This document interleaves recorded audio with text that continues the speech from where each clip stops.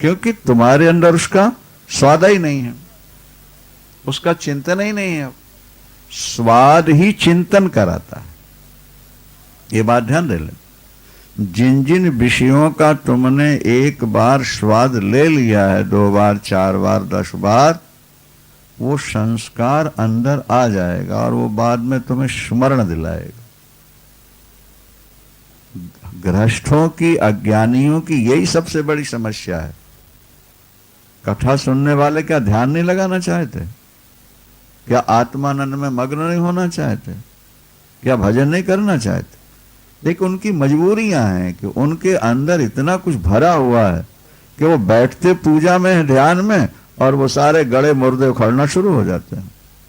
कभी मन उसको पकड़ेगा, कभी उसको पकड़ेगा, कभी उसको पकड़ेगा, और अंत में साधक तंग आ जाता है कि अरे ध्यान तो लग ही नहीं रहा, चलो अपना काम करो, बैठो। वासना सम परित्याग, वासना एव संसार, वासना ही संसार है। इति ता इति सर्वा विमुंचता, वासना स्त्रीलिंग है ना, इसलिए ता हुआ, यहां ते नहीं।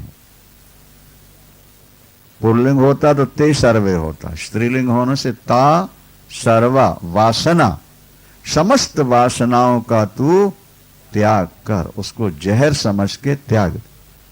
पहले श्लोक में ही अष्टावक्र जी ने कह दिया।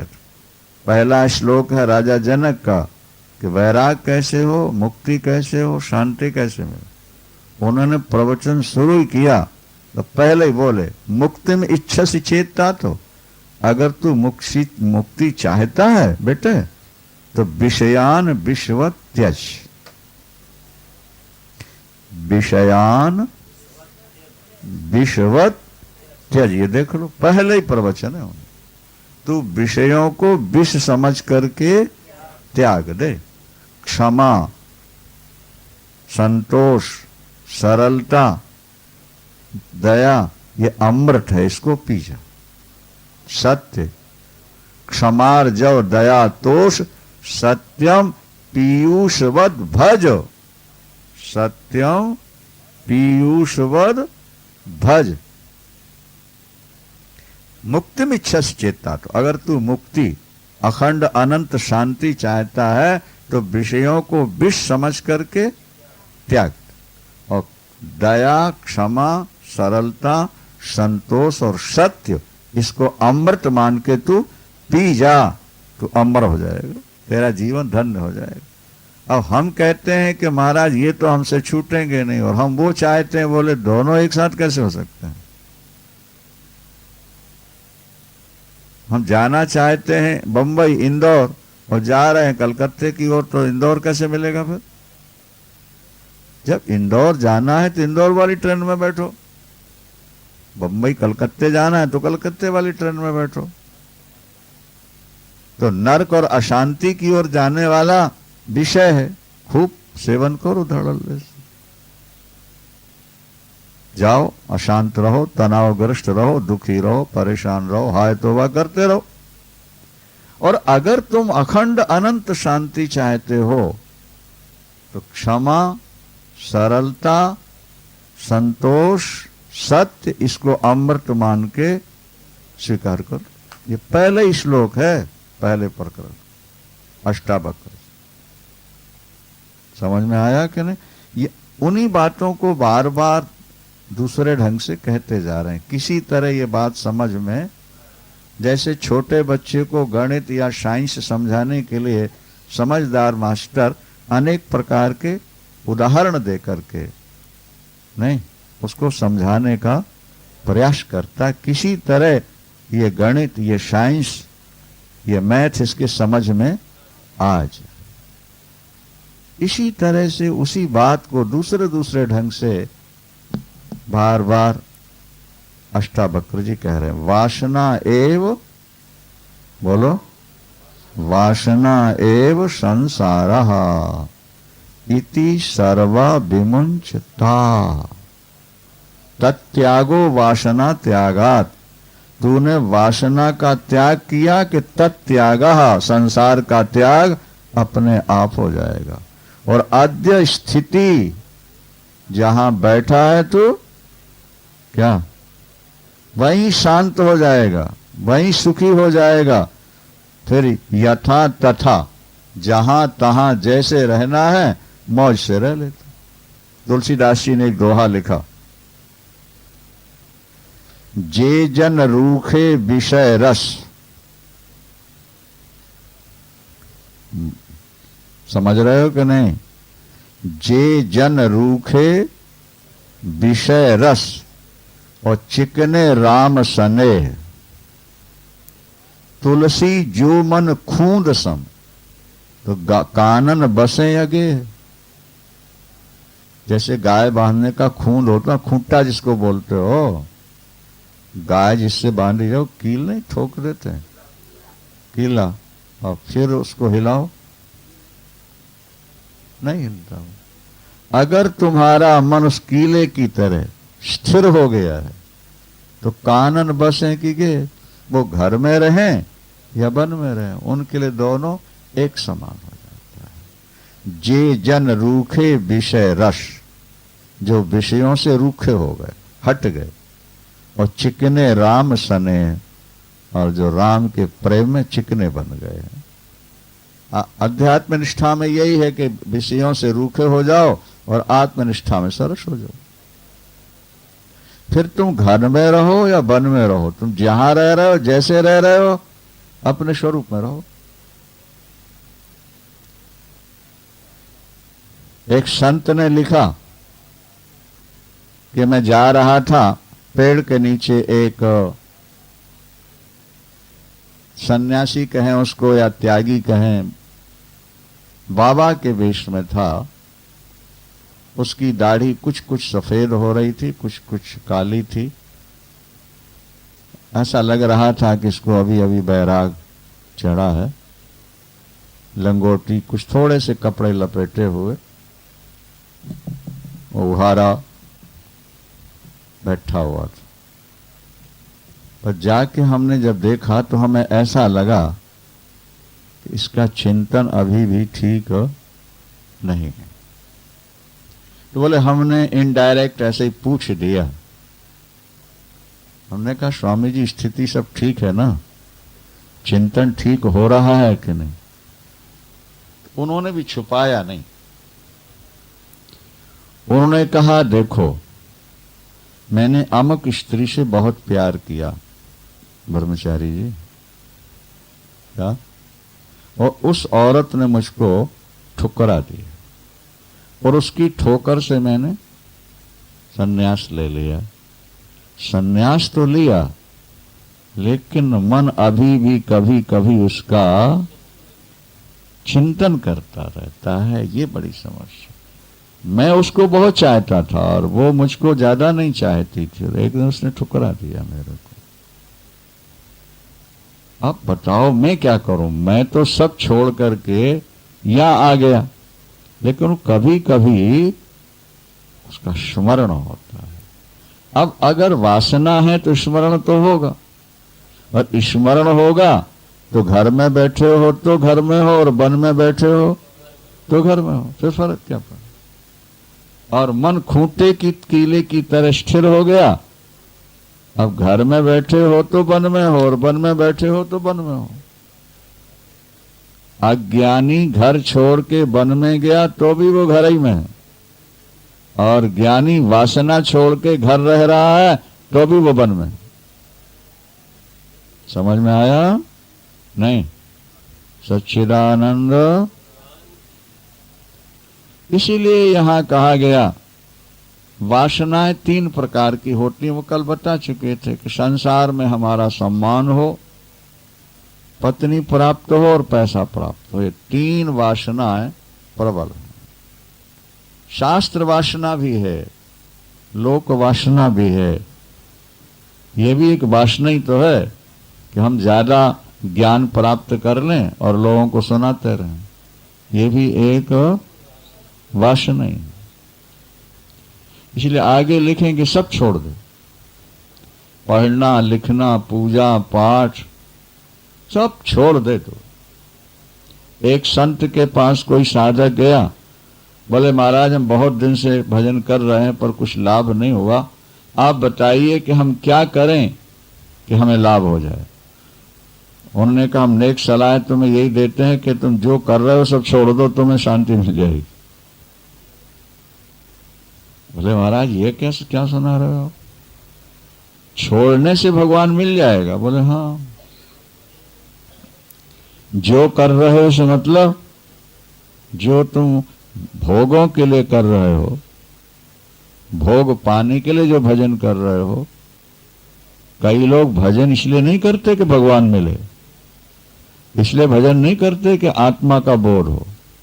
उनके भजन का भी उद्देश्य भोग होता है। रावण अपने शरीर को सुखा रहा है, अपने सिर काट काट के हवन कर रहा है, लेकिन उद्देश्य क्या है? शंकर आएंगे, ब्रह्मा आके वर मांगेंगे तो 3 लोक का राज्य मांगूंगा, खूब ऐश करूं। किया? आपके भजन का उद्देश्य क्या है? आत्मदर्शन, भगवत दर्शन, या शास्त्र वासना है, या लोक वासना है, या धन की वासना है? कौन सी वासना है?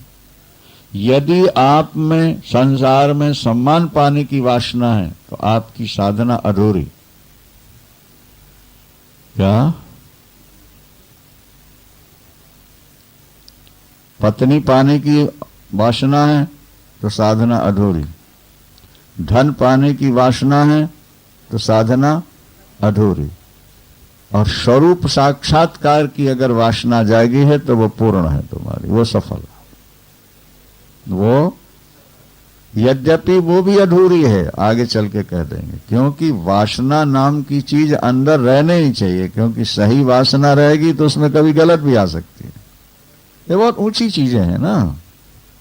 मदालसा ने अपने बेटे को उपदेश दिया, बेटा संगम सर्वात्मना त्याज्या। अगर तू घर से निकल रहा है भजन के लिए तो बेटा मेरी सलाह मान ले। क्या? संग हर प्रकार का छोड़ दे। हर प्रकार का संग छोड़ देने का मतलब सत्संग भी छोड़ दे। ब्रह्मवाद नहीं थी, वेदांत नहीं थी। वो कौन? मदाल शारे। क्या बात, बड़े बड़े संत महंत उसके सामने झुक गए। वो उसका और गृहस्थ थी, ये भी नहीं कि वो कोई बचपन से सन्यास ले लिया था। 4 बेटे हुए उसके। किसके? मदाल शाह के। ब्रह्म उसके कण कण में भरा हुआ था। बेटा अगर तू भजन करने जा रहा ना तो हर प्रकार का संग तू, पर तेरा मन अगर बिना संग के न रह सके तो सदभी संगा सदा कार्य सही तस्य ही भेज जाओ। फिर तू केवल संतों का संग ही करना, कुसंग में नहीं चले जा। अगर सिद्धि पाना चाहता है तो हाँ, इच्छा तू हर प्रकार की यहां त्याग के जा, मोक्ष की भी इच्छा छोड़ दे। पर अगर बिना इच्छा के तू नहीं रह सकता तो आत्मदर्शन की ही इच्छा पैदा करना, दूसरी इच्छा तेरे अंदर। और बेटा अमृत भोजन करना और किले में शयन करना। अमृत भोजन करना, किले में शयन करना, किसी प्रकार की इच्छा नहीं रखना। और इच्छा के बिना नहीं रहा जाए तो आत्मदर्शन की इच्छा करना। किसी का भी संग मत कर, तू अकेला एकाकी हो जा। और बिना संग के नहीं रहा जाता तो उन महापुरुषों के संग रहना जहां आत्मा की ही चर्चा होती हो, ब्रह्म की ही चर्चा होती हो। तो किले में रहना और अमृत भोजन करना, ये मां समझ में नहीं आ रहा। बोले बेटा जैसे राजा किले के अंदर सुरक्षित रहता है, इसी तरह वैराग्य रूपी किले के अंदर, संयम रूपी किले के अंदर तू रहना, ताकि काम क्रोध लोभ मोह रूपी शत्रुओं का प्रहार तुझ पर सफल ना हो सके तो ये किले के अंदर रहने वाली बात है क्या। और अमृत भोजन करना, अमृत की नींद सोना। अमृत भोजन क्या है मां? बोले बेटा जरा सी भूख लगी और कुछ खा लिया, जरा सी भूख लगी कुछ खा लिया, हजम नहीं होता है तो बोले सोडा पियो क्या, और सोडा पिया जरा सा खा लिया बोले भर दो। क्या तमाशा है? जब पहले ही भरा था तो सोडा पी के दवाई खा के खाली क्यों कर रहे हो? और अब खाली हो गया तो फिर भरना। बस तुम इसीलिए आए दुनिया में आए हो, खाना और पाखाना, खाना और पाखाना, इसीलिए पैदा हुए कि पेट भरा हो तो उसको बाहर निकालो और बाहर निकल जाए फिर भर दो। जब बेटा कड़ाके की भूख लगे, बार बार नहीं खाना, स्वाद के लिए नहीं खाना, जब इतनी कड़ाके की भूख हो जाए कि सहन नहीं हो रही तो थोड़ा सा डाल लेना, वो अमृत भोजन। और हर समय लेटे नहीं रहना, सोने की कोशिश नहीं करते। जो लोग ज्यादा सोते हैं उनको सपने ज्यादा आते हैं। वृंदावन अनुभव करके देख लेना। जो ज्यादा सोने की कोशिश करेंगे उनको स्वप्न ज्यादा आएंगे, और जो थोड़ा सोएंगे उनको स्वप्न कम आएंगे, वो गहरी नींद में चले जाएंगे। और ये भी एक बात समझ लो तुम, जो समझ नहीं पाते, कुछ लोग सोचते हैं कि 8 घंटा सोएंगे तो नींद पूरी हो जाएगी। नहीं नहीं, तुम 4 घंटा सोओगे तो भी नींद पूरी हो जाएगी तुम्हारी। क्यों? जब कम सोओगे तो गहरी नींद में सोओगे, और ज्यादा सोने की कोशिश करोगे तो उथली नींद में सोओगे, स्वप्न की नींद सोओगे।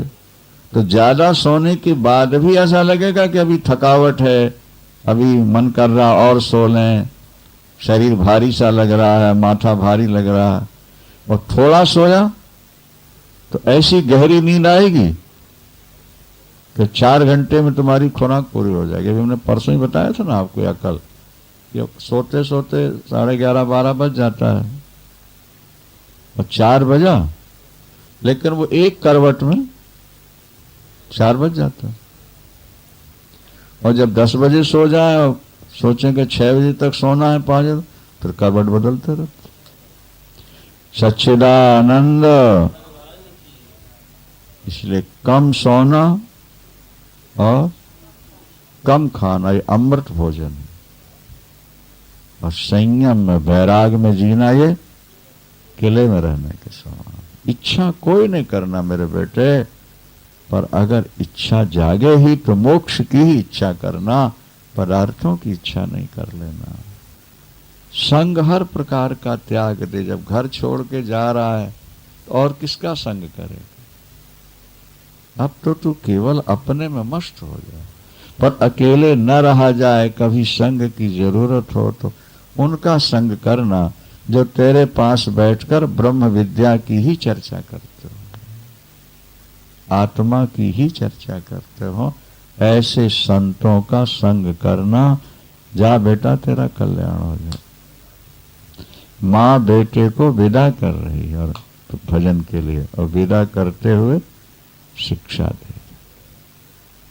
सच्चिदानंद।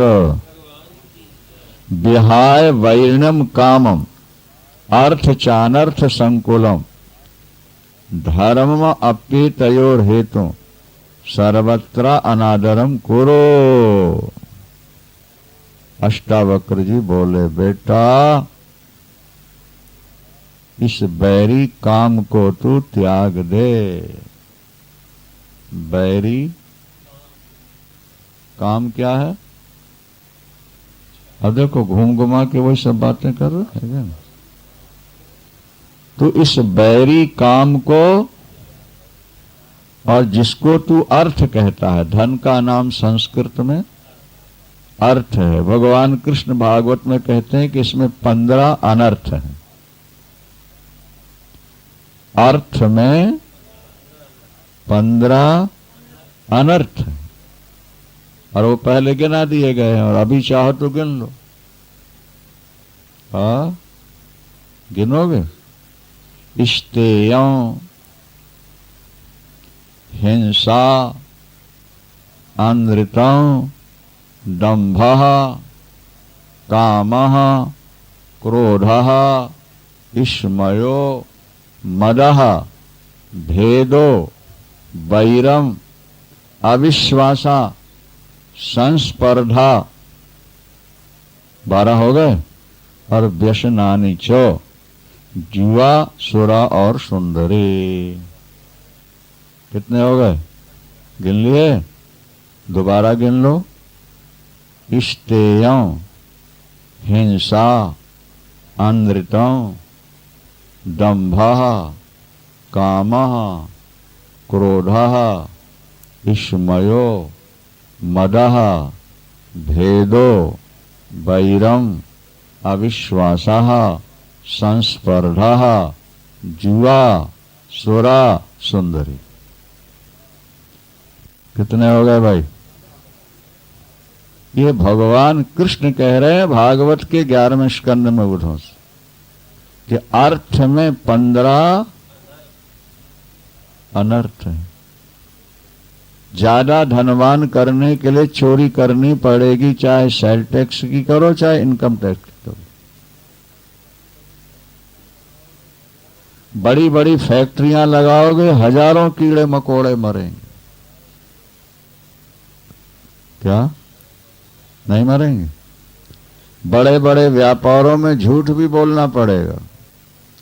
दंभ, स्तेयम, हिंसा, अनृतम, दंभा, कामः, कामनाएं बढ़ती जाएंगी।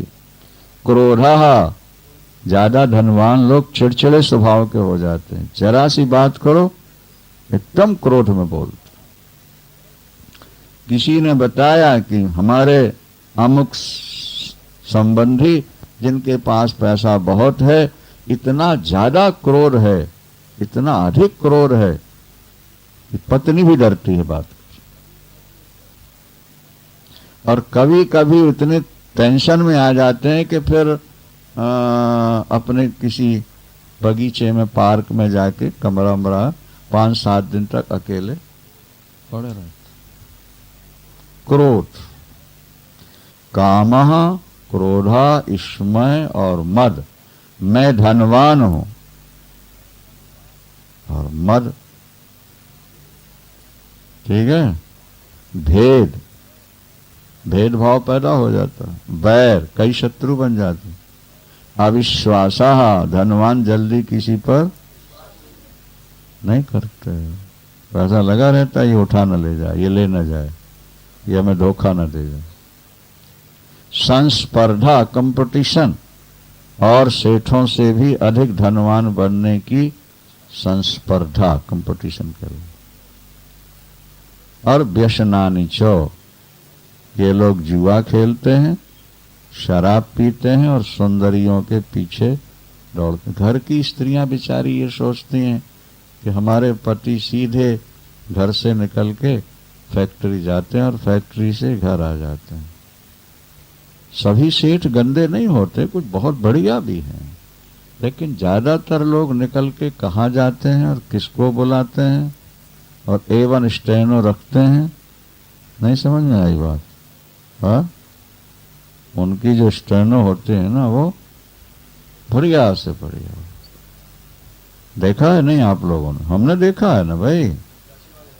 हाँ हाँ, गरीब क्या रखेगा बेचारा, जिसको रोटी नहीं खाने को। और उनके जो पीए,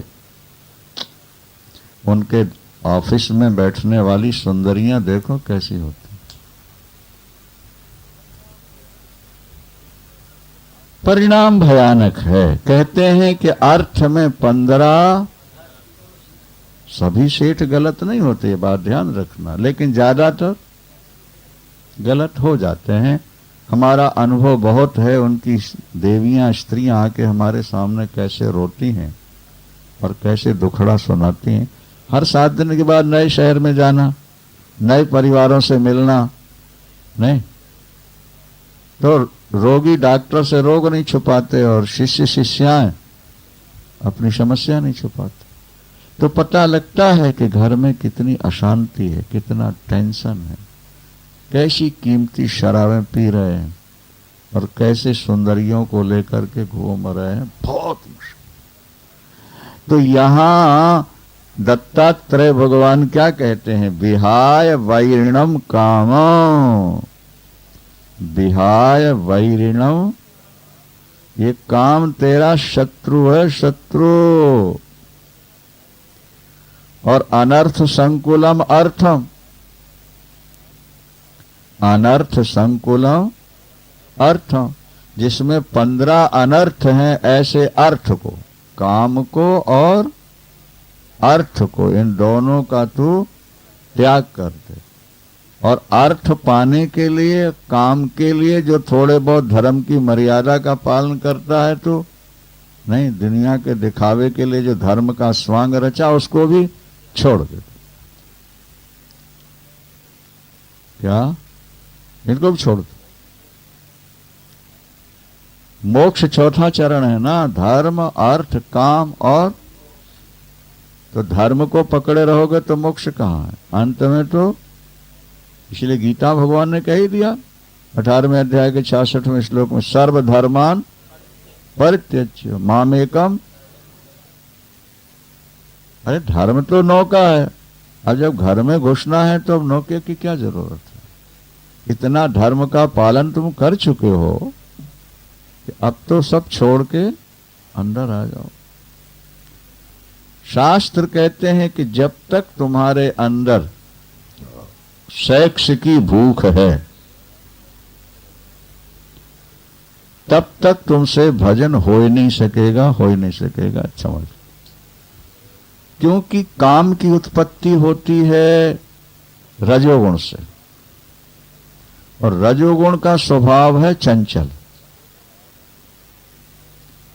तमोगुण तो बट्टे पत्थर की तरह मूढ़ है, वो तो सुन्न पड़ा रहता है, कुछ भी गंदा मंदा खा लेगा, वो कौन है? और रजोगुण में चांचल्य है, रजोगुण हिलता है, जैसे जरा सी हवा में भी पीपल का पत्ता हिलता है, इसी तरह रजोगुण हमेशा, और रजोगुण से ही काम की उत्पत्ति हुई है, और रजोगुण से ही धन पाने की कामना हुई है। तो उसका जो मूल रज है वो चंचल है, और उसके ऊपर 2 खड़े हो गए, काम और अर्थ। तो रजोगुण से उत्पन्न हुए दोनों, जो डाल हिले तो पत्ते बिना हिले रह जाएंगे। बोलो भाई, वो तो हिलेंगे। तो काम और अर्थ रजोगुण से पैदा होते हैं, और रजोगुण का स्वभाव चंचल है, इसलिए वो चंचलता तुम्हारे मन को स्थिर होने नहीं देगी। क्या? इसलिए कंचन और कामनी को आत्मदर्शन में सबसे बड़ी बाधा मानी गई, भगवत दर्शन में सबसे बड़ी बात। संतों ने अपने अपने ढंग से गाया। क्या? चलो चलो सबको कहे, चलो चलो सबको कहें, और पहुंचे बिरला कोई। चलो चलो तो सब कह रहे हैं, और थोड़े बहुत सब चल भी रहे हैं। आप घर से निकल के आए हो, चले हो कि नहीं? यहां नोट कमाने आए हो कि भगवान के लिए आए हो? भगवान के लिए आए, तो चल तो सभी रहे, लेकिन लक्ष्य तक कौन पहुंचा? वापिस आ गए। ये ऐसी घाटियां हैं खड़ी सीधी, वापिस लौट। मणिशंकर हैं चंबा से आगे,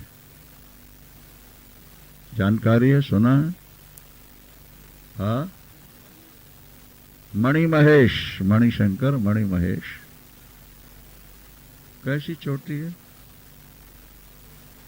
दूर ही से दर्शन करते हैं लोग।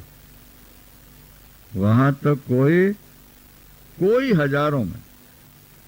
आज जो गौरी शंकर की एवरेस्ट चोटी पर विजय पाता है, सारी दुनिया के अखबारों में वो सुर्खी में आ जाता है। गौरी शंकर की जो चोटी एवरेस्ट जिसको कहते हो, नहीं, लाखों में कोई एक दो पहुंचते हैं, और जो पहुंच गए वो सुर्खियों में आ जाते। तो चलो चलो सबको कहे, पर पहुंचे बिरला कोई। क्यों? बोले घाटी है ना बीच में, और एक ही नहीं है, दो घाटियां हैं। तुलसी कंचन कामनी, तुलसी कंचन कामनी, ये दुर्गम घाटी,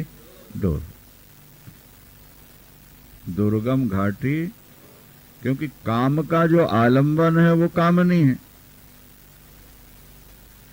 और अर्थ का फलभोग है। दोनों एक दूसरे से जुड़े हुए हैं। ज्यादा पैसा किस लिए कमाया जाता है? ज्यादा भोग भोगेंगे।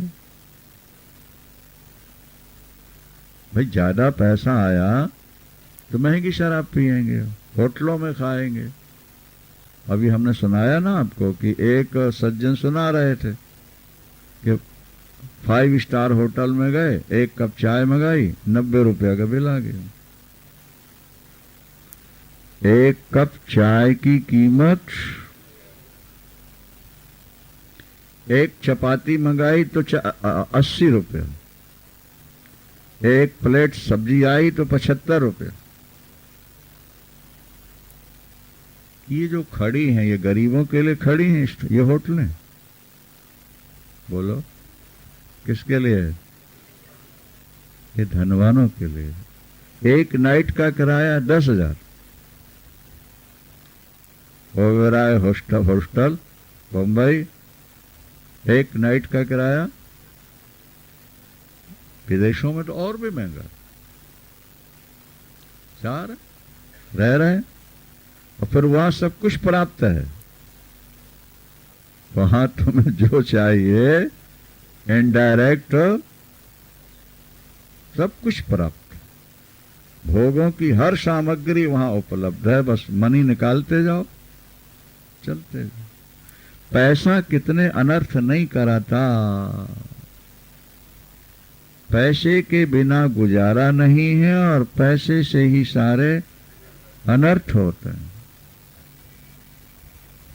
अभी अनिल सुना रहे थे कि दिल्ली में ऐसी होटलें खुल गईं जिनमें मासिक रूप में इतना रुपया देते जाओ, अपने यार के साथ आओ, इस तरफ से घुसो और दूसरे तरफ से निकल जाओ, तुम्हारा आना और जाना सब गुप्त है। वृंदावन ऐसी होटलें बन गईं जिनमें किराए से कमरे निश्चित है, इतना महीने सदस्य जैसे बन जाते हैं, और मोबाइल अपने हाथ में है, और कार अपनी है। और बहू रानी कहाँ जा रही हैं? बोले मम्मी शॉपिंग के लिए जा रहे हैं। क्या समझ में आया?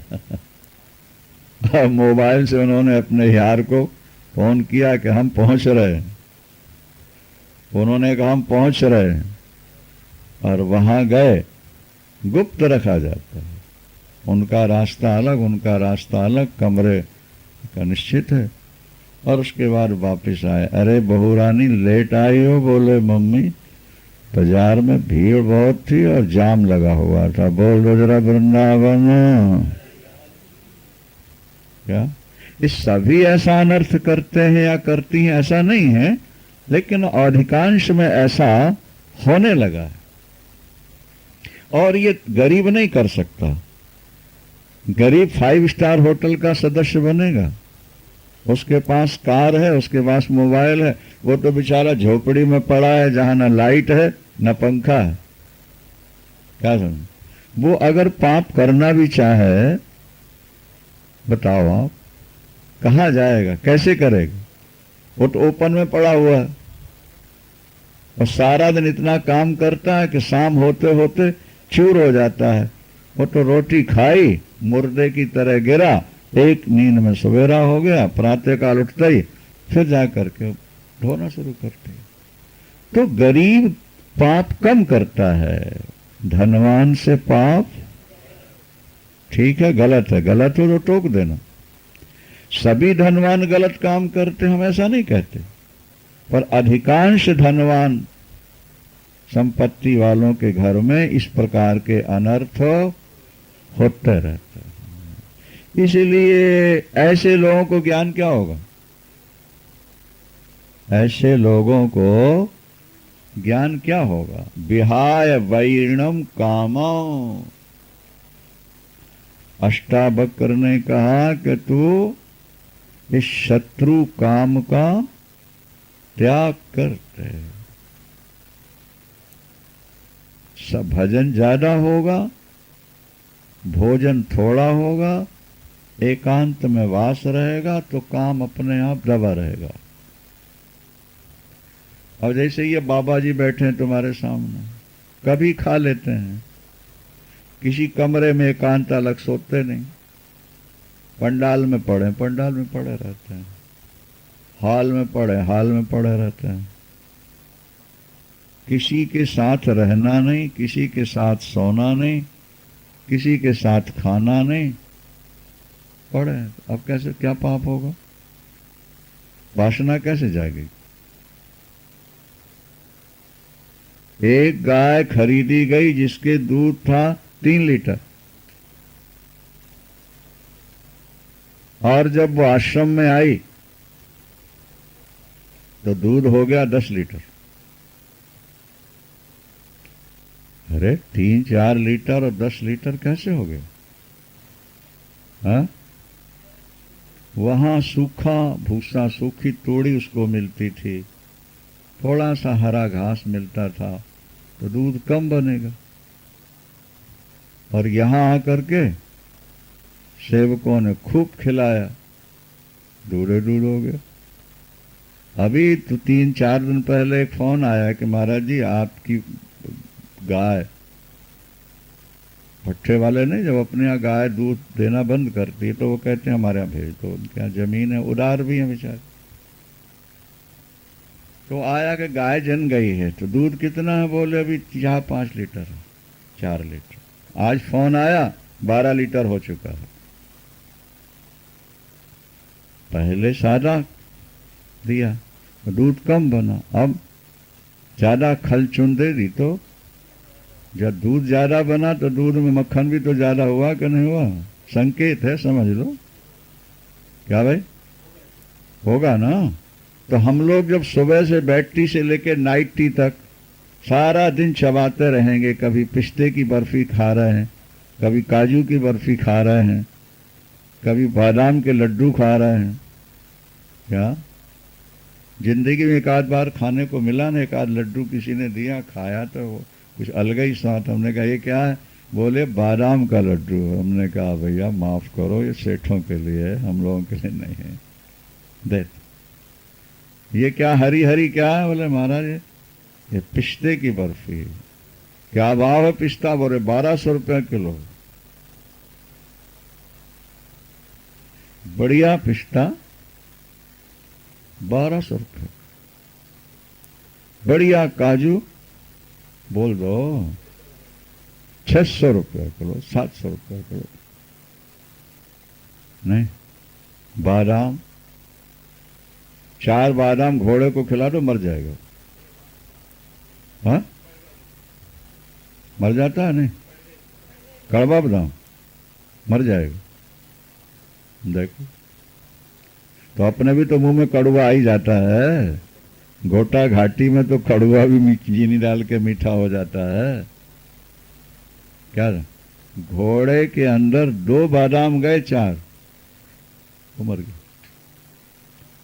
क्या शास्त्रों ने और क्या प्रकृति ईश्वर ने बनाया। और यहां हमारे साधक महोदय बादाम का हलवा खा रहे हैं। एक संपन्न परिवार में पता लगा कि यहाँ रोज बादाम का हलवा बनता ही है। आज आज व्रत है, बोले बादाम का हलवा बना देना जरा। और सुबह सुबह 150 बादाम का हलवा पेट में चला गया। बोले हम कुछ खाते नहीं व्रत में, तो इनको खा दे रहे। क्या क्या नाटक होते हैं दुनिया में, ये थोड़ा घूमोगे देखो तो पता लगे। देखो ही नहीं अच्छा है, ये संस्कार ही नहीं जगे। काम और अर्थ जो है यही हमारी साधना में, हमारी स्वरूप स्थिति में बाधा है। इसलिए विहाय वैरिणम कामम, शत्रु काम को तुम विहाय माने त्याग दो। क्या? और अनर्थ से भरे अर्थ को भी, अब झोपड़ी बन गई, कुटिया बन गई, खर्चा चलेगा, अब हमको संग्रह नहीं कर, तो बस गुजारा पेट के लिए जो हो जाए, खर्चा चल जाए, छुट। और नहीं तो मौत के समय एकदम बैलेंस याद आ जाएगा तुम कि बेटे को भी बताया नहीं, वहां पड़ा है, क्या होगा, बस सांप बन जाओगे मर के। वृंदावन छुपा के कोई चीज नहीं रखो, बुढ़ापे में खास। जवानी में तो चलो अभी जीना है, बोलो बुढ़ापे में तो जाना है, छुपा के नहीं रखो। या कोई कागज आगज ऐसे रख जाओ कि वो तुम्हारे मरने के बाद उनको पता लग जाए। और अगर रख भी दिया है तो भूल जाओ, जीते रहे तो ठीक है ले लिया, और नहीं तो गए गए गए। वृंदावन सच्चिदानंद धर्मप्येतयो हेतु सर्वत्र अनादरम कुरु। इन सब की उपेक्षा कर दे, शांत होकर बैठ जा। महाराज हमको तो अभी पैसा चाहिए। क्यों? बोले जिंदगी पड़ी है। उन्होंने कहा रे पगले, तेरी जिंदगी 3-5 दिन की जिंदगी है, 4 दिना की चांदनी। देखो कितना अच्छा श्लोक है। स्वप्नेन्द्र जालवत पश्यो दिनानि त्रीणि पंचवा, मित्र क्षेत्रो धनागारो दारदायादि संपदः। अरे जीव आंख खोल, ये संसार स्वप्न है, ये संसार इंद्रजाल है। क्या है? जादूगरी का खेल है। और तुझको जीना कितना है? दिनानी पंच त्रीण पंच। अपन लोग कहते हैं ना 4 दिना की जिंदगी है। 4 दिन अपने को जीना है, और व्यवस्था अपन कर रहे हैं हजारों वर्ष की। एक सेठ कोठी बनवा रहे थे, पिल्लर खड़े हो रहे थे, तो सेठ जी कह रहे थे इंजीनियर और मिस्त्रियों से, पैसा चाहे जो लग जाए, 1000 वर्ष तक मेरी कोठी की दीवारें हिलने नहीं चाहिए। एक संत निकल रहे थे, ठहाका मार के हंस पड़े। क्या? ठहाका मार के।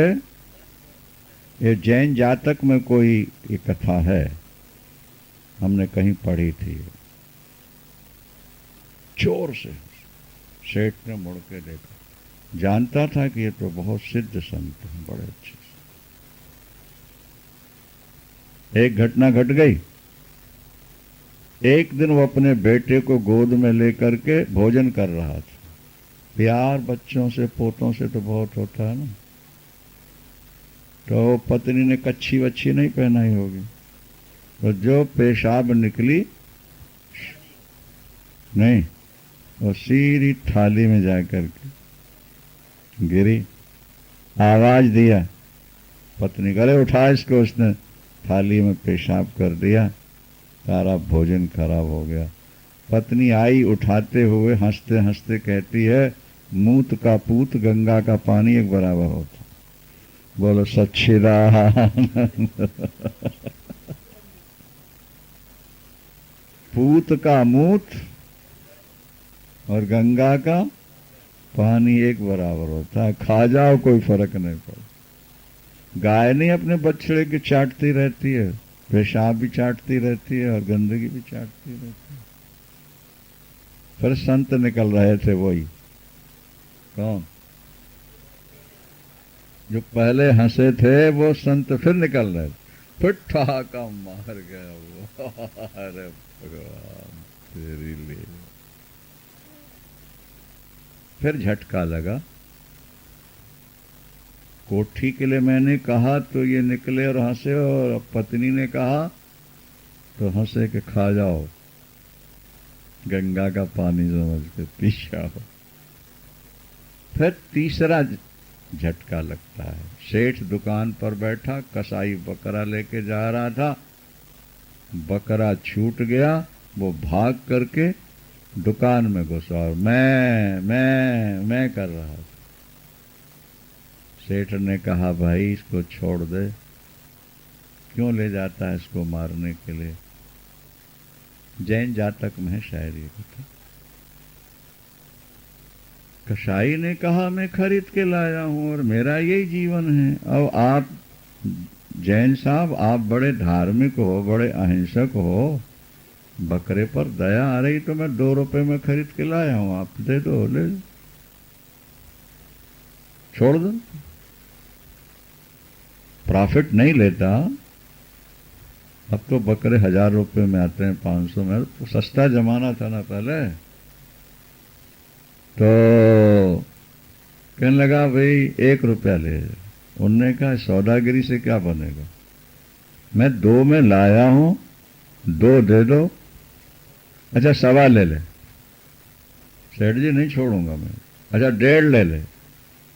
नहीं छोड़, 2 से कम नहीं लूंगा, मैं अपनी पूंजी ले रहा हूं, प्रॉफिट नहीं। अच्छा जा। उसने बकरे का कान पकड़ा, मैं करता रहा बकरा। वही संत फिर निकल रहे हैं, फिर जोर से हंसे, ठहाका मार। अब तो दिमाग जन्नाया सेठ का। स्थानक होता है ना जैनियों, स्थानक ठहरने की जगह। शाम को अकेले में वहां गए, पूजन किया, प्रणाम किया, नर्वस होके बैठ गए। सुनाओ सेठ जी कैसे कष्ट किया आज आपने। भगवान मैं अपने 3 प्रश्नों का उत्तर चाहता हूं। मैंने कहा था कि 1000 वर्ष कोठी की दीवार न हिले और आप हंसे। मूत का पूत और गंगा का पानी, आप हंसे।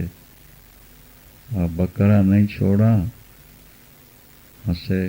क्या कहा, क्या करोगे जानकर, जाओ अपना काम करो, पैसे कमाओ, तिजोड़ियां भरो। संत तो फक्कड़ होते हैं, उनको किससे क्या लेना। तो जब लेना है तो फिर बाबूजी सेठ जी आओ जी हाथ जोड़ते हैं, जब लेने ही नहीं, कुछ चाहिए नहीं तो फिर क्या। नहीं स्वामी जी, नहीं महाराज जी, बता दीजिए क्या है। उन्होंने कहा सुनना चाहते सुन लो। तुम कह रहे थे मेरी कोठी की दीवार 1000 वर्ष न हिले, लेकिन तेरी जिंदगी की दीवारें 1 महीने के अंदर हिल जाएंगी, मर जाएगा।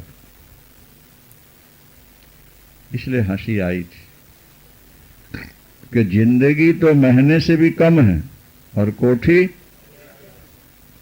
1000 वर्ष के लिए बना रहा। कांप गया सेठ तो, पसीना निकला, रूमाल से पसीना पहुंच। मौत का नाम ही इतना भयानक है, मौत सुनी नहीं, आधा तो आदमी वहीं मर जाता। फिर वो मूत का पूत, पूत का मूत और गंगा का पानी।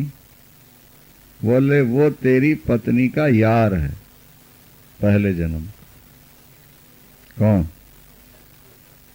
वही, और तूने उसको मरवाया था। पत्नी का यार है, चुपके से मरवा दिया था। वही तेरा बन के आ गया पूत। और जब तू मरेगा तो तेरी कमाई में तेरे ही घर में बैठ के शराब पिएगा और वेश्याएं नचाएगा और ऐश करके सब बर्बाद करेगा। और तू आज का मूत पी रहा था, इसीलिए मैं हंसा था कि वाह रे भगवान, तूने दुनिया कैसी बनाई हुई है। तीसरा बकरा, बोले वो तेरा बाप था, वो रोज उस दुकान में आता जाता रहा, इतना रुपया कमाया, पाप किया, मर के बकरा बना। जब दुकान के सामने पहुंचा तो उसको स्मृति हो आई, वो भाग के तेरे पास आ, मैं कर रहा था, बोल नहीं सकता, वो कह रहा था बेटा बचा ले, और बेटे ने 8 आने नहीं दिए और बकरा जाके कट गया, इसलिए ठहाका मार के हंसा था। इस दुनिया में अपना कोई नहीं, सब सपना है, 4 दिन की जिंदगी है, अंत में खाली यहां से जाना। और तुम शास्त्र की और संतों की न मानो, आंखों देखी तो मान लो। तुम्हारी आंखों के सामने कोई गए कि नहीं गए? हाँ, बहुत गए। भरे हाथ गए कि खाली हाथ गए? कोठी, कार, मकान, दुकान, बेटे पोते साथ लेके गए कि सब छूट गया? अष्टावक्र कहते हैं जिनके बिना तू रह नहीं सकता, वो समय आने वाला है कि वो करोड़ों अरबों वर्षों तक वो तुझे दिखाई भी नहीं देंगे। और तू ये सोचता है कि मेरा इन बच्चों से, परिवार से बहुत प्यार है। इसके पहले भी जो तुझे बच्चे और पत्नी मिली थी, उससे भी तेरा ऐसा ही प्यार था। और ये मौत भुला देती है, क्योंकि भुलाए नहीं तो व्यक्ति को बैराग हो जाएगा, भजन करने लगेगा। इससे पहले लाखों करोड़ों बार तेरी शादी हुई है, तेरे को पत्नी मिली, पत्नी को पति मिला, दोनों को पुत्र मिले, बहू मिली, और पोते धोते सब मिले। और हर जन्म में तूने यही कहा कि इनका प्यार छूटता नहीं, इनकी ममता छूटते नहीं। और यमराज, यम के दूत बराबर छुड़ाते चले गए, और नए नए तुम संबंध जोड़ते गए। नयों से भी नया प्यार, वही पाप, वही अशांति। अभी भी मरोगे, यहां से आगे जाओगे ये भूल जाएंगे, माया भुला देगी। और वहां जो मिलेंगे उनसे भी अटैचमेंट ऐसा ही होगा जैसे इनसे। इसलिए एक जन्म में तो जीते जी सबसे अटैचमेंट खत्म करना पड़ेगा, चाहे आज करो चाहे लाख जन्म बाद करो। और जब तक अटैचमेंट खत्म नहीं करोगे तब तक पुनरपि जननम पुनरपि मरणम पुनरपि जननी जठरे शयनम इह संसारे खलु दुष्टारे कृपया पारे पाहि मुरारे भज गोविंदम गोविंदम भज। अरे मूढ़, भगवान का भजन कर ले, नहीं तो पछताना पड़ेगा। ये संसार क्या है? बोले स्वप्न। दूसरा सूत्र है, ध्यान से पढ़ो, देख लो। स्वप्न इंद्रजालवत। इंद्रजाल कहते हैं जादूगरी को, मैस्मरिज्म। स्वप्नेन्द्रिय जालवत। ये संसार क्या है? ये स्वप्न है, स्वप्न। उमा कहो माया अनुभव अपना, किस्सा तो हरि भजन जगत सब सपना। ये संसार स्वप्न है, स्वप्न है। इंद्रजाल क्या है? ये इंद्रजाल का ही दूसरा नाम जादूगरी है, मैस्मरिज्म है। नहीं, हिप्नोटाइजिंग क्या होता है? ये सब सम्मोहन, उसी के नाम। अष्टावक्र कहते हैं संसार को स्वप्न मान, इंद्रजाल माया का खेल समझ ले। और जीना कितना है? दिनानी त्रीणि पंचवा। अरे 3 दिन जिएगा, 5 दिन जिएगा, 2 साल जिएगा, 10 साल जिएगा, आखिर तो जाना ही है। और अब इतना तो तू कमाई चुका है कि आज ही काम बंद कर दे, तब भी रोटी तुझको मिलती रहनी नहीं है। ये बात अनेक बार कही गई है कि एक सेठ ने अपने मुनीम से पूछा कि मुनीम साहब अगर आज हम काम बंद कर दें और बैठ के खाना शुरू करें तो हमारा धन कितने दिन पूजेगा। तो उसने बताया कैलकुलेट करके कि 100 साल अगर जीते रहें सभी आगे आने वाली पीढ़ियां तो 9 पीढ़ियों में जाके धन खत्म होगा। तो सेठ जी रोने लगे। मुनीम जी ने कहा क्या बात है भाई सेठ जी क्यों रो रहे हो। बोले 10वीं पीढ़ी भूखी मरेगी क्या, उसके लिए भी तो कमा के रख जाऊं। आप बताओ, जो इतना लंबा प्लान लेकर के जी रहे हैं कमा रहे हैं उनको समाधि लगेगी, उन्हें आत्मा का बोध होगा, उन्हें भगवान मिलेंगे। अरे जिंदगी कितनी है। बोले दिनानी त्रीणि पंचवा, पानी केरा बुलबुला और आसमानुष की जात, देखत ही छिप जाएगा ज्यों तारा प्रभात। धन यौवन यूं जाएगा कि जेहि विधि उड़त कपूर, नारायण हरि भजन कर क्यों चाटे जगधूर। नारायण हरि भजन बहुत गई अब थोड़ी रही। नारायण अब चेत, एक काल चिरैया चुग रही, निष्दिन आयु खेत।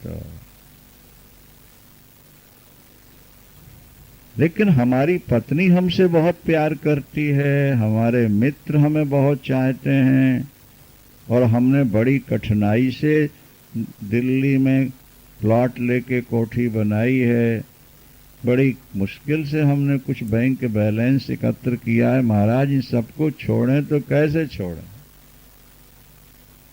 ये जीते जी नहीं छोड़ रहे। एक ने हमसे कहा, बोले महाराज आप तो ऐसी कथा सुनाते हो कि सबको घर से निकाल दोगे।